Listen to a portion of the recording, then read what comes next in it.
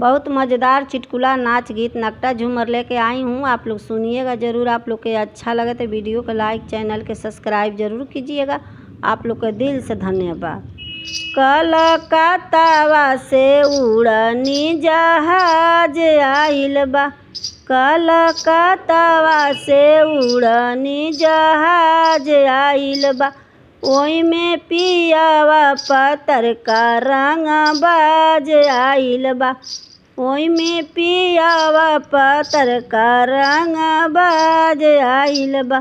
कलकत्तावा से उड़नी जहाज आइल बा, कलकत्तावा से उड़नी जहाज आइल बा। ओई में पियावा पतरका रंगबाज आइल बा, ओई में पियावा पतरका रंगबाज आइल बा। चली चली एगो तिंजी देखे ओई में का आइल बा, चली चली एगो तिंजी देखे ओई में का आइल बा।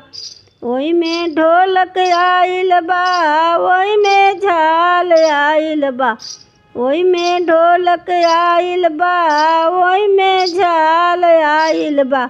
ओई में पियावा पतरका रंगबाज आइल बा, ओई में पियावा पतरका रंगबाज आइल बा। कलकत्तावा से उड़नी जहाज आइल बा, कलकत्तावा से उड़नी जहाज आइल बा। ओई में पियावा पतरका रंगबाज आइल बा, ओई में पियावा पतरका रंगबाज आइल बा।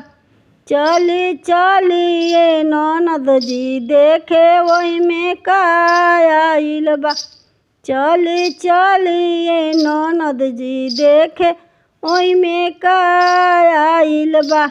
ओई में ढोलक आइल बा, ओई में झाल आइल बा, ओई में ढोलक आइल बा, ओई में झाल आइल बा।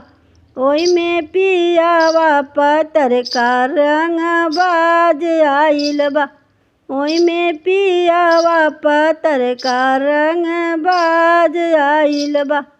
कलकत्तावा से उड़नी जहाज आइल बा, कलकत्तावा से उड़नी जहाज आइल बा। ओई में पियावा पतरका रंगबाज आइल बा, ओई में पियावा पतरका रंगबाज आइल बा। कलकत्तावा से उड़नी जहाज आइल बा, कलकत्तावा से उड़नी जहाज आइल बा। ओई में पियावा पतरका रंगबाज आइल बा, ओई में पियावा पतरका रंगबाज आइल बा।